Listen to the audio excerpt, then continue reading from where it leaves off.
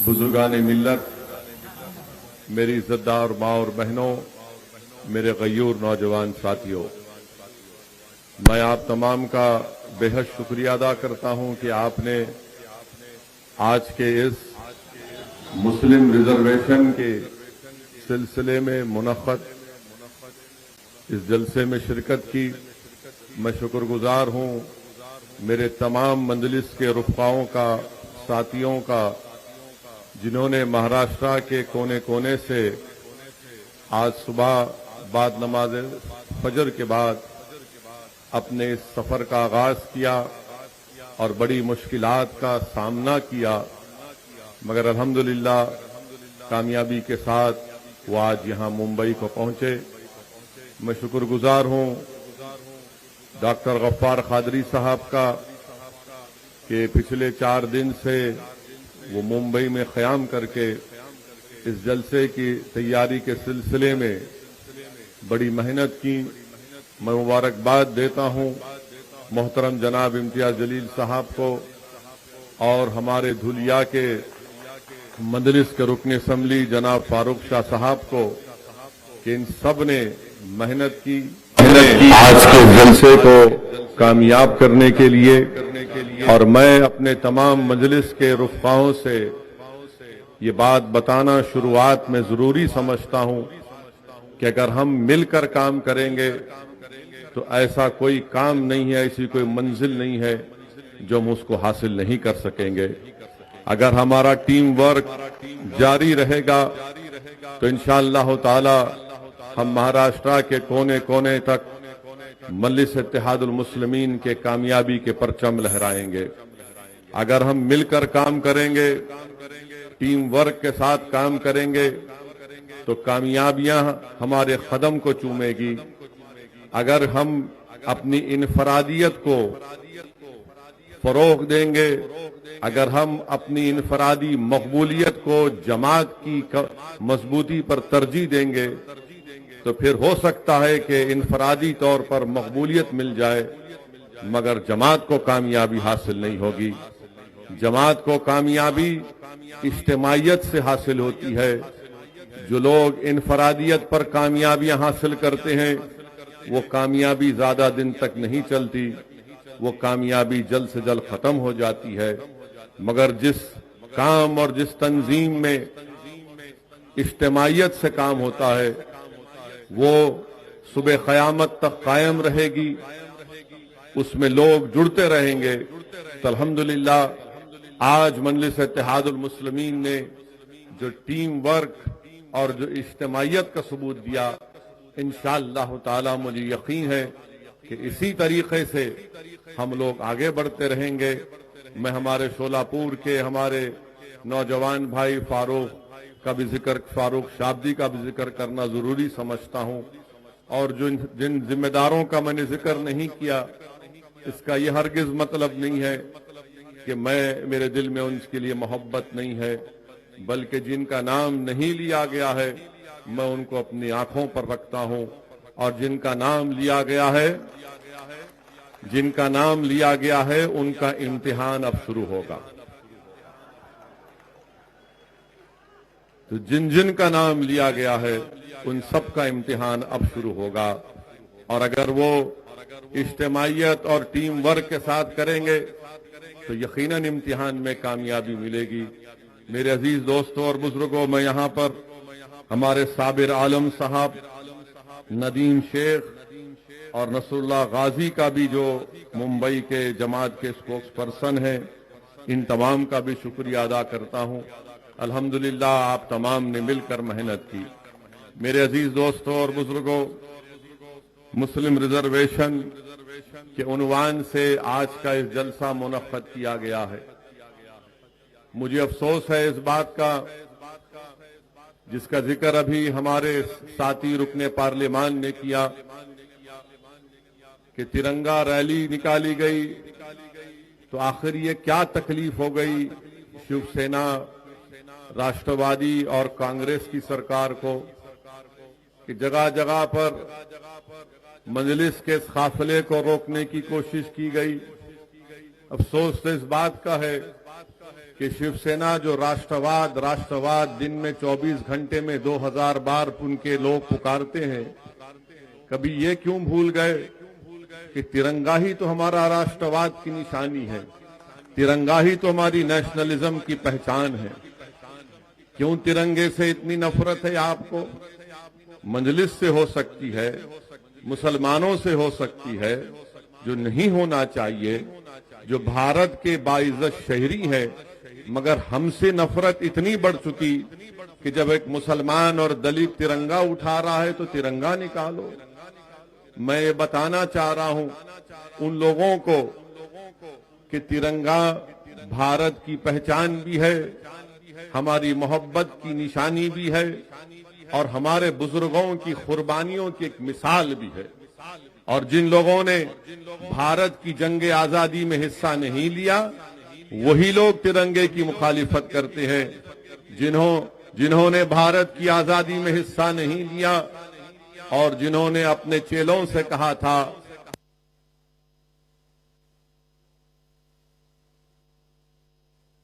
मगर मुल्क की तारीख गवाह है कि क्विट इंडिया मूवमेंट का अगर नारा किसी ने मुंबई में दिया तो मुसलमान था। तिरंगा बनाने वाले में भी कौन कौन थे, बड़ी लंबी तफसील है, मगर अफसोस है कि ये सरकार तिरंगे के भी खिलाफ हो चुकी है। मेरे अजीज दोस्तों और बुजुर्गों, ये कहा गया कि मंजलिस का जलसा जब होगा तो 144 लगा दिए। मैं हमारे उद्धव ठाकरे से ये पूछना चाहता हूं, जो अभी उनका ऑपरेशन हुआ है, मेरी नेक तमन्नाएं उनके साथ हैं। मैं उम्मीद करता हूं कि जल्द से जल्द वो सेहतयाब हो जाएंगे और उनका ऑपरेशन जो हुआ है, हम उम्मीद करते हैं कि उनको सेहत हो जाएगी। मगर हम उनसे ये पूछना चाहते हैं, उनकी सरकार से पूछना चाहते हैं कि दिसंबर के इस महीने में कांग्रेस के साबिका प्रेसिडेंट जो अमेठी से हार गए और केरल से जाकर कामयाब हुए, वो मुंबई को आ रहे हैं, तो क्या जब भी 144 लगेगा या फिर उनका इस्तकबाल फूलों से किया जाएगा? जब 144 लगाएंगे आप, जब कांग्रेस के वो मौसूफ आएंगे, महाशय आएंगे मुंबई को, जब ओ माइक्रॉन की बात नहीं होगी, जब सत्ता की बात होगी। मेरे अजीज दोस्तों और बुजुर्गों, सबसे अहम बात जो आप और हमने सुना, महाराष्ट्र की जनता ने सुना कि मुस्लिम आरक्षण के नाम पर कैसे कांग्रेस के, राष्ट्रवादी के बड़े बड़े लीडर्स ने जो बयानात दिए थे कि महाराष्ट्र के मुसलमानों में वो जो 55 कास्ट हैं उनको रिजर्वेशन मिलना चाहिए। मुंब्रा का एमएलए जो मजलिस के हर जिम्मेदार के पीछे रहता है, उसने कहा कि हमारे दस्तरखान से खाना उठा लिए। तो ये महाराष्ट्र का मासूम मुसलमान इतना खुश हो गया कि इसने कहा कि हमारे दस्तरखान का खाना उठा लिए, ये हमको खाना लौटाने की बात कर रहा है। तो हमने खाने को भूल गए, भूखा रहकर उसको वोट डाला, हमने भूखा रहकर उसको वोट डाला। मगर जब इख्तिदार मिल गया तो दस्तरखान पर आप नजर नहीं आते, दूर दूर तक मुसलमान उस दस्तरखान पर नजर नहीं आता जिस पर बोटियां हैं, बड़े बड़े खाने हैं और उस टेबल पर तीन ही लोग बैठकर दबा दबा कर खा रहे हैं, जिसका नाम उद्धव ठाकरे भी है, जिसका नाम शरद पवार साहिब भी है और कांग्रेस के कौन है, कौन कहने नहीं मालूम। जो भी है, आप कहां हैं बताइए? आप तो बावर्ची खाने के पास भी नहीं है, आप तो बटलर भी नहीं है। आपका काम यह है कि इनको खाना पकाने के लिए हर चीज मुहैया करो और जब खाना पक जाएगा तो ये तीनों बैठकर खा लेंगे और हम ललचाई नजरों के साथ अपने बच्चों को भूखा रखकर अपने घर में चिराग नहीं जलाकर इन जालिमों को हमने इख्तिदार दिया। क्यों दिया? कि इन्होंने कहा था कि मंजलिस को वोट मत दो, मंजलिस वोट काटेगी। आपने उन पर भरोसा किया। अब देखो दस्तरखान पर कौन बैठकर दबा दबा कर खा रहा है। मेरे अजीज दोस्तों और बुजुर्गों, ये महाराष्ट्र के मुसलमानों को सोचना है कि आपने वोट दिया था राष्ट्रवादी कांग्रेस को, और कांग्रेस को जब यही चुनाव असेंबली के थे तो मैं यहां पर जलसा करने के लिए आता था मुंबई के मुख्तलिफ मुकामात पर, तो मुझे बड़े बड़े लोग SMS करते, मैसेज भिजाते, व्हाट्सएप करते कि ओवैसी मत आओ, तुम्हारे आने से और डिवाइड हो जाएगा, हम बीजेपी शिवसेना को रोकेंगे। मैं पुकारता रहा और कहता रहा कि देखो बीजेपी शिवसेना को तुम नहीं रोकोगे, ये इख्तिदार में आएंगे, यही कांग्रेस और राष्ट्रवादी आपको धोखा देंगे। मगर मुसलमान मासूम है, दस्तरखान पर बैठने के लिए तड़प रहा था, मगर मालूम क्या हुआ, वोट तो मिल गया मगर कांग्रेस और राष्ट्रवादी जाकर शिवसेना से हाथ मिला लिए। रिजर्वेशन कहां गया बताइए आप? मंजलिस को वोट नहीं दिया गया। मैं इकरार करता हूं आपके फैसले का, उसकी इज्जत भी करता हूं। जमहूरियत में आपको इख्तियार है कि आप किसी को भी वोट दें, मगर सवाल ये पैदा होता है कि कब तक आप धोखा खाएंगे, कब तक मुसलमान धोखा खाएगा इन हमदर्दी की बातों को सुन सुनकर। मैं तो ये समझ रहा था कि मुंबई की सड़कों पर शहादत बाबरी मस्जिद के बाद जो खून की होली खेली गई तो आपकी आंख खोल देंगे। मैं तो ये समझ रहा था कि एक सियासी शऊर बेदार हो जाएगा और उन लोगों पर भरोसा नहीं किया जाएगा जिन्होंने हमारे नौजवानों के मुस्तकबिल को टाडा लगाकर जेलों में सड़ा सड़ा कर उनकी नौजवानी को बर्बाद कर दिया। मगर आप भूल गए। फिर चुनाव पे चुनाव आया, सेकुलरिज्म सेकुलरिज्म सेकुलरिज्म। अरे बताओ भारत के मुसलमानों, मैं सिर्फ महाराष्ट्र के मुसलमानों से नहीं, मैं भारत के मुसलमानों से पूछ रहा हूं, सेकुलरिज्म से हमको क्या मिला? सेकुलरिज्म से सिर्फ मुशायरा मिला? सेकुलरिज्म से सिर्फ नारे मिले? सेकुलरिज्म से सिर्फ मीठी मीठी बातें मिली? क्या सेकुलरिज्म की वजह से आरक्षण मिला? नहीं मिला। क्या सेकुलरिज्म की वजह से मेरी मस्जिद का तहफ्फुज हुआ? नहीं मिला। क्या सेकुलरिज्म की वजह से मस्जिद शहीद करने वालों को सजा मिली? नहीं मिली। क्या सेकुलरिज्म की बुनियाद पर मुझे इंसाफ मिला, हक मिला, इज्जत मिली? नहीं मिली। मगर मुसलमान क्या बोलता है?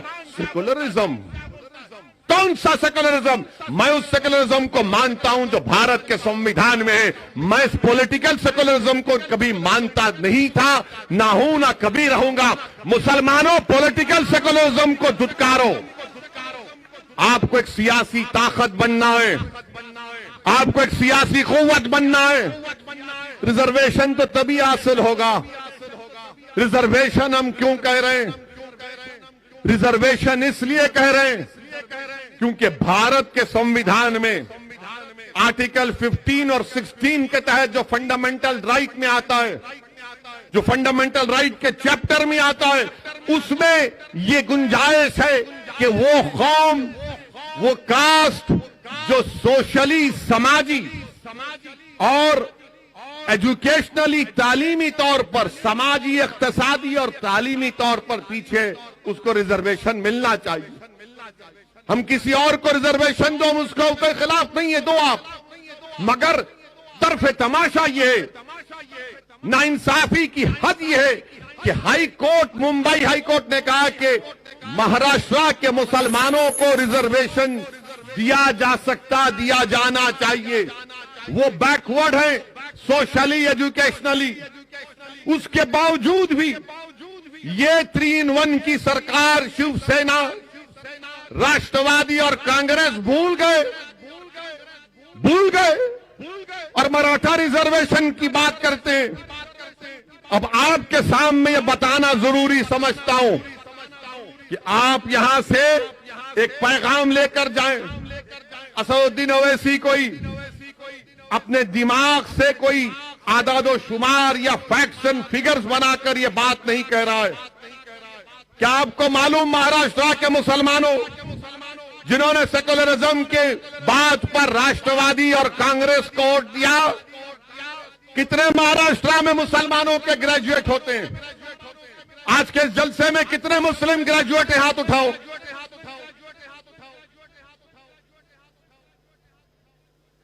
30 भी नहीं है। इतना बड़ा जलसा और 30 ग्रेजुएट नहीं है। आप सोचो फिर। गवर्नमेंट का डेटा कहता है कि महाराष्ट्र में ग्रेजुएट मुसलमान खाली 4.9 है। हिंदू भाई कितने? 8.9। क्रिश्चियन 22%। ओवरऑल पूरे महाराष्ट्र में 8.7 है, जिसमें आप खाली 4.9 है। मेरे अजीज दोस्तों और बुजुर्गों, और फिर आप देखिए हमारी बर्बादी का डेटा ये कहता है कि कितने मुसलमान ड्रॉप आउट होते हैं। कितने मुसलमान ड्रॉप आउट होते हैं आपको मालूम? महाराष्ट्र में प्राइमरी स्कूल में सिर्फ 22% मुसलमान बच्चे और बच्चियां 22% एडमिशन लेते हैं। यहां पर हमारी मां और बहनें बैठे हैं, यहां पर साहब औलाद लोग बैठे हैं। क्या आपकी ख्वाहिश नहीं है कि आपका बच्चा स्कूल में पढ़े? क्या आपकी ख्वाहिश नहीं है कि मुसलमान बच्चियां स्कूल में पढ़े? सिर्फ 22% पढ़ते हैं। और जब मिडिल स्कूल को आते हैं तो गिरकर वो 13% हो जाता है। प्राइमरी में 22, मिडिल में 13 और मैट्रिकुलेशन सेकेंडरी में आते आते 12% होता है। हायर सेकेंडरी इंटरमीडिएट में 7.1% और ग्रेजुएट 4.9। यानी 22 से शुरू होकर ग्रेजुएट होने तक खाली 4% पे आ जाते मुसलमान। आप रिजर्वेशन नहीं देंगे? क्यों नहीं पढ़ रहे? मुसलमान पढ़ना चाहता है। ये संघ परिवार के जालिम लोग झूठे जो कहते हैं कि मुसलमान पढ़ना नहीं चाहता। मुसलमान पढ़ना चाहता है। क्यों नहीं पढ़ पाता? क्योंकि उसके पास पैसे नहीं है अपने बच्चों का पढ़ाने के लिए। तुम रिजर्वेशन दो उसको, देखो हमारे बच्चे और बच्चियां आसमानों का ऊंचाई तक जाएंगे। मगर आप नहीं करना चाहते। ये तमाम के तमाम लोग, ये तमाम सियासी पार्टियां जिनको तुम आज भी अपने दिल में सोचते हो कि मंजलिस है, मगर ये कैसा करेंगे? अरे अब तो खोलो अपने दिमागों को, सुनो मेरी बात को, निकालो अपने दिमाग से इन जालों को। क्या तुम नहीं चाहते कि तुम्हारे बच्चियां, तुम्हारी औलाद पढ़े? 22% प्राइमरी में एडमिशन और ग्रेजुएट से 4.9। कब तक सेकुलरिज्म की बात कर रहे हो? एजुकेशन की बात करो, इंसाफ की बात करो, राइट की बात करो, हिस्सेदारी की बात करो, तब ये लड़ाई कामयाब होगी।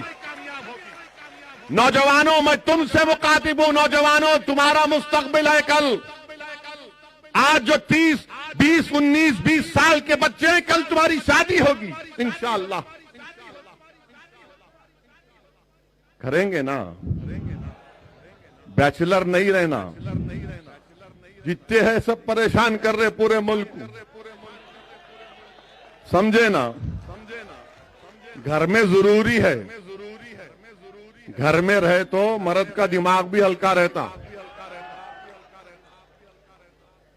यहाँ पूरे बैचलर खुश नहीं। मगर क्या कहेंगे? नहीं, तुम पढ़ाई की बात मत करो, ओवैसी को कैसे हराया जाए। तुम पढ़ाई की बात मत करो, इम्तियाज जलील को दोबारा एमपी ना बनने दिया जाए। तुम पढ़ाई की बात मत करो, फारूक शाह दोबारा दुलिया से एमएलए ना बने। तुम सेकुलरिज्म की बात करो। और सेकुलरिज्म एक ऐसा लफ्ज है जो मुसलमानों को जितना धोखा इस लफ्ज ने दिया, किसी ने नहीं दिया। हर अखबार में अब आप यूपी का चुनाव आ रहा है। अब मैं कल जा रहा हूं कानपुर को, तो जैसे मैं अब शुरू हो गया वहां पर, ओवैसी आ रहा है, सेकुलरिज्म कमजोर होगा। अरे क्या सेकुलरिज्म का ठेका तुमने लेके रखा है? मेरे अजीज दोस्तों और बुजुर्गों, फिर आप देखिए, आपकी बर्बादी की दास्तान आपके सामने रख रहा हूं। यहां पर हमारी बहनें प्राइमरी स्कूल में 23% मुस्लिम बच्चियां प्राइमरी में, मिडिल स्कूल में आने तक 12%, मैट्रिकुलेशन 11%, हायर सेकेंडरी इंटरमीडिएट 6%। गिरते जा रहा है, मगर कोई रिजर्वेशन की बात नहीं करेगा। और फिर मेरे अजीज दोस्तों और बुजुर्गों, अभी एक और बात आपको बताना चाहूंगा। जो मेरा डेटा नहीं है, ये गवर्नमेंट का डेटा है, महाराष्ट्र की सरकार का डेटा है। आपको मालूम महाराष्ट्र में कितने मुसलमानों के पास जमीन नहीं है, जो लैंडलेस अंग्रेजी में कहते हैं। 83% मुस्लिम्स के पास जमीन नहीं है, लैंडलेस हैं। कितने मराठाओं के पास जमीन नहीं है? 8% और 83%। बताओ आप, ये कौन सा इंसाफ है? क्या शरद पवार का दिल सिर्फ मराठाओं के लिए धड़केगा? क्या उद्धव ठाकरे का दिल सिर्फ मराठाओं के लिए धड़केगा? क्या कांग्रेस का दिल सिर्फ मराठाओं के लिए धड़केगा? अरे इंसाफ कमजोर से होना चाहिए, मजबूत से नहीं। इंसाफ जो जमीन पर गिरा है उसको उठाने की बात होनी चाहिए। जो आसमानों पर, उसको ऊंचा कहां ले जाएंगे तुम? मगर नहीं बात करेंगे ये। आपको मालूम कितने मुसलमानों के पास 2.5 एकड़ जमीन है पूरे महाराष्ट्र में? 10%। कितने मराठाओं के पास 10% जमीन है? 62.74%। कितने मुसलमानों के पास 5 एकड़ जमीन है? 4%। कितने मराठाओं के पास 5 एकड़ जमीन है? 19%। कितने मराठाओं के पास 10 एकड़ जमीन है? 6%। मुसलमानों के पास 1.20%। कितने मराठाओं के पास 10 एकड़ से आगे जमीन है? 2.70 मराठाओं के पास 10 एकड़ से ज्यादा जमीन है, और मुसलमानों के पास 0.20 यानी 1% भी नहीं है। अब आपकी आमदनी कितनी है ये सुन लो आप, सुन के जाओ और दिमाग में रख लो मेरी इस बात को। कितने मुसलमान सालाना 25,200 रुपये कमाते? ईयरली, मंथली नहीं, सिर्फ 20%। अब आप सोच लो, साल में 12 महीने 25,200 रुपये सालाना मुसलमान 20% कमाते हैं। 25,200 से 50,400 सालाना एनुअल 41% मुस्लिम्स कमाते हैं। 50,000 से 72,000 सालाना आमदनी मुसलमानों की 20%। 72,000 से 36,000 ईयरली आमदनी, इनकम 17.10 मुसलमानों की, और 3,60,000 के ऊपर जो सालाना कमाते हैं उन मुसलमानों की 0.70%। अब आप आओ मराठाओं के बारे में, इनकी आमदनी का जिक्र भी आपके सामने कर देता हूं। और ये मीडिया वाले बैठे हैं, यकीनन इनको तकलीफ हो रही होगी दिल से कि ये क्या बात कर रहा है। मैं अंदर की बात कर रहा हूं जो अब तक आपने बाहर नहीं लाई थी। मैं आपने अंदर की बात नहीं लाई, मैं कर रहा। आप सुनिए, मराठाओं में 24,000 जो सालाना आमदनी है वो 22%। मुसलमान में 25,000 जिसकी सालाना आमदनी है वो 20%। मराठाओं में 24,000 से 50,000 ईयरली इनकम कितनी लोगों की? 22%। 50,000 से 1 लाख 19%। और हमारे पास 50,000 से 72,000 ओनली 20%। 1 लाख से 4 लाख 8% मराठाओं की आमदनी है, या 72,000 से 3,60,000 ओनली 17%। मेरे भाई, अब आप बताइए। अच्छा, फिर अब आप आ जाइए कि जो सोर्स ऑफ बोरोइंग है, मराठाओं को बैंक से 40% लोन मिलता है। मुसलमानों को बैंक और कोऑपरेटिव मिलाकर 5.8, कोऑपरेटिव सोसाइटी से मराठाओं को 39% मिलता है, मुसलमानों को क्रेडिट सोसाइटी से 2.6, ये प्राइवेट मनी लेंडर से मराठाओं को 14%, मुसलमानों को 4%। रिश्तेदारों से सबसे ज्यादा मुसलमानों को लोन मिलता है 17%। प्राइवेट बैंक से मराठाओं को 2.14% मिलता है, और मुसलमानों को प्राइवेट बैंक से कुछ नहीं मिलता, डेटा ही नहीं।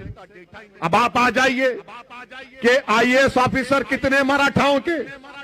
15.52%। मुसलमानों के कितने आईएएस ऑफिसर है महाराष्ट्र में मुसलमानों? कितने? एक भी नहीं है। एक भी नहीं है। आईपीएस ऑफिसर 28% मराठा है। कितने मुसलमान है? 1.97%। और वो जो 1.97% है वही मजलिस को बोलते हैं बी टीम है, इन्हें ऐसा करता, इन्हें वोट काटता। अरे तुम किसको खुश कर रहे? तुम किसको खुश कर रहे? जिन्होंने बर्बाद कर दिया हमको, तुम उनकी तारीफ में लगे हो। और आईएफएस ऑफिसर 18% मराठा है। मंत्रालय में कितने मराठा हैं? 16.17%। मुसलमान कितने हैं? 0। मेरे अजीज दोस्तों और बुजुर्गों, ये मुसलमानों की बर्बादी की दास्तान आपके सामने रख रहा हूं।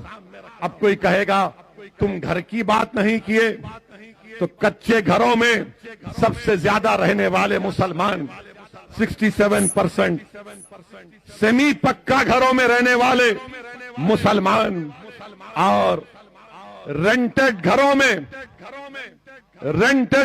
रहने वाले कौन? मुसलमान।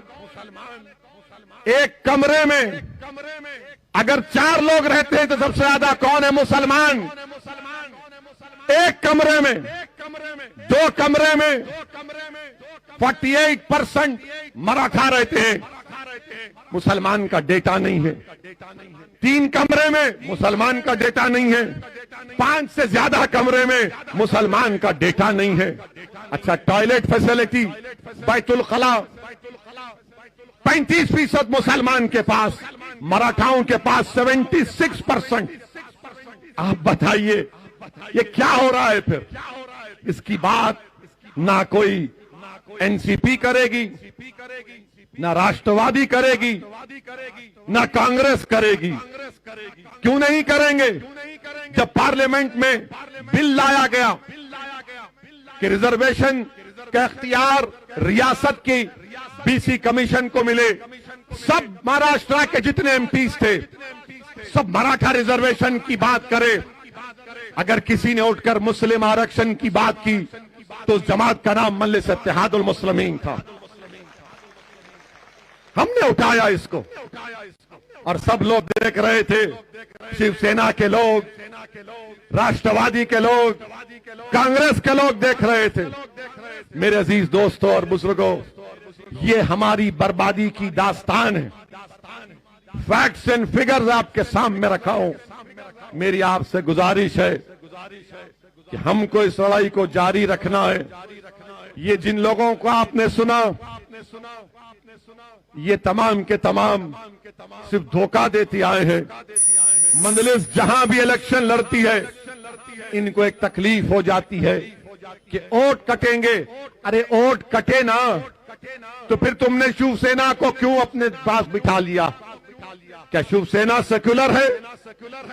यही उद्धव ठाकरे महाराष्ट्र की विधानसभा में खड़े होकर कहते हैं कि हमको फख्र है कि हमारी पार्टी के कार्यकर्ताओं ने बाबरी मस्जिद को शहीद किया।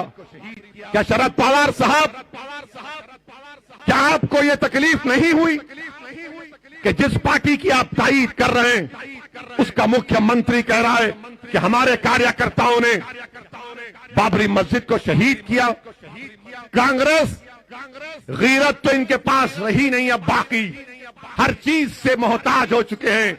और इंशाअल्लाह ताला बहुत जल्द, चंद सालों के अंदर कांग्रेस और कमजोर होगी इंशाअल्लाह। मजलिस पर इल्जाम ये क्यों शुरू किए तुम? क्यों नहीं शुरू करना? क्या रिजर्वेशन नहीं मिल रहा हमको? रिजर्वेशन महाराष्ट्र के मुसलमानों का एक राइट है। रिजर्वेशन से ही मुसलमानों की सफों में गुर्बत का खात्मा होगा। रिजर्वेशन से ही हमारे बच्चे और बच्चियां पढ़ेंगे। रिजर्वेशन से हमको इज्जत मिलेगी। याद रखो मुसलमानों, अगर हमको हमारा हक नहीं मिलता अलग बात है, मगर मैं बेइज्जती की जिंदगी गुजारने का कायल नहीं हूं। ये बेइज्जती हमसे की जा रही है, धोखे पे धोखा हमको दिया जा रहा है, और ये कहा जा रहा है कि ये भड़काऊ भाषण करते हैं, ये फुला करते हैं, और हमारे आने पर दूल्हे भाई आ रहे तो 144। जब राहुल गांधी आएंगे क्या करेंगे? नहीं, कोई वो माइक्रोन नहीं, आने दो। हमारे तो 144। कितना 144 लगाओगे? क्या बीएमसी का चुनाव भी रोक दोगे? क्या महाराष्ट्र के चुनाव को रोक दोगे? अरे ओ माइक्रोन आ रहा है तो आप बताओ, मुंबई में कितना जीनोम सीक्वेंसिंग हुआ है? कितना जीनोम सीक्वेंसिंग किया उद्धव ठाकरे की सरकार ने महाराष्ट्र में? बताओ। पूरे भारत में 1% भी जीनोम सीक्वेंसिंग नहीं हुआ। कितने मुंबई में 45 साल से ज्यादा कितने लोगों को 2 वैक्सीन लगे? बताओ। अच्छा, जो हमारे डॉक्टर हैं, नर्सेज हैं, 7 महीने हो चुके उनको 2 वैक्सीनेशन होकर, उनको लगना चाहिए बूस्टर शॉट, मगर मोदी जी को फिक्र नहीं है, उद्धव ठाकरे को फिक्र नहीं है। और बूस्टर शॉट माहिरीन कह रहे हैं कि कोवैक्सीन और कोविशील्ड नहीं हो सकता, बूस्टर शॉट खाली mRNA का फाइजर या मॉडर्ना होगा। मगर मोदी जी देश में मुल्क को चला रहे हैं, मगर फाइजर और मॉडर्ना से इंडेमनिटी क्लास पर झगड़ा चल रहा है। 3rd वेव आएगी नहीं आएगी अल्लाह जानता है, हम भी नहीं चाहते कि 3rd वेव आए, मगर बूस्टर शॉट लगाएंगे नहीं लगाएंगे ये आपका काम है। मैं मुसलमानों में तो बूस्टर शॉट लगा के रहूंगा इंशाअल्लाह ताला। हम बूस्टअप करेंगे, अपने हौसलों को बुलंद रखिए, कभी नाउम्मीदी को अपने करीब आने मत दीजिए, और डरने और घबराने की जरूरत नहीं है। मैं सरकार से कहना चाहूंगा कि नागपुर में असेंबली का सेशन होने जा रहा है। अगर इम्तियाज जलील और डॉक्टर गफ्फार कादरी ये प्रोग्राम बनाएंगे कि जब असेंबली का सेशन चलेगा तो मंजलिस को भी नागपुर में एक एजिटेशन करना पड़ेगा, तो मैं आने को तैयार हूं इंशाअल्लाह ताला। अभी मुंबई में हो रहा है, सुना चेंज कर दिए, ठीक है, फिर आएंगे। जब असेंबली में बैठकर पूरे एमएलए बैठ सकते हैं, जब 144 या वो माइक्रोन नजर नहीं आएगा, बड़े बड़ी सभाएं सब करेंगे। ये सबक नहीं हासिल करना चाहते राष्ट्रवादी और कांग्रेस के लोग।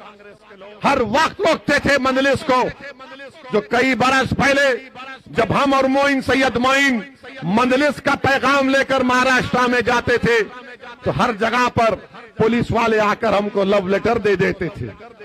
मगर आज माशाअल्लाह आपकी दुआओं का असर है, आपकी मोहब्बत है कि जब प्लेन से निकलते हैं तो हजरत पुलिस सामने ठहर कर बोलती है कि आपको रिसीव करने आए हैं, आप रिसीव कर लीजिए हमको। मैं तो सिक्योरिटी लेता नहीं हूं, अल्हम्दुलिल्लाह, अल्लाह हमारे लिए काफी है, मगर फिर भी आते हैं, फिर भी आते हैं। और जो लोग, हाँ जिंदाबाद, तुम भी जिंदाबाद, आप जिंदाबाद। याद रखो मेरी एक बात को, महाराष्ट्र के मुसलमानों, मौत तो एक मर्तबा आएगी, आएगी ना एक मर्तबा, मगर तुमको लाखों मर्तबा जिंदा रहना है, लाखों मर्तबा तुमको जिंदा रहना का, एक बार नहीं लाखों मर्तबा। और जिंदगी का सबूत हरकत करने से है, जिंदगी का सबूत लड़ने से है, जिंदगी का सबूत अल्लाह के सामने गर्दन झुकाने से है, जिंदगी का सबूत अल्लाह के सामने अपनी बेबसी का इजहार करने से है, जिंदगी का सबूत जालिमों के सामने बेबसी नहीं, हक को हासिल करने का मुतालबा करने में। ये काम हमको करना है और आप और हम मिलकर करेंगे। जब महाराष्ट्र के मुसलमानों को इंसाफ मिलेगा तभी तो सही इंसाफ होगा। भारत से, भारत की जमहूरियत से भारत की जमहूरियत मजबूत होगी। सुनो, मुंबई के और महाराष्ट्र के मुसलमानों, अंग्रेजी में इंटरजेनरेशनल मोबिलिटी एक लफ्ज है, इंटरजेनरेशनल मोबिलिटी एक लफ्ज है।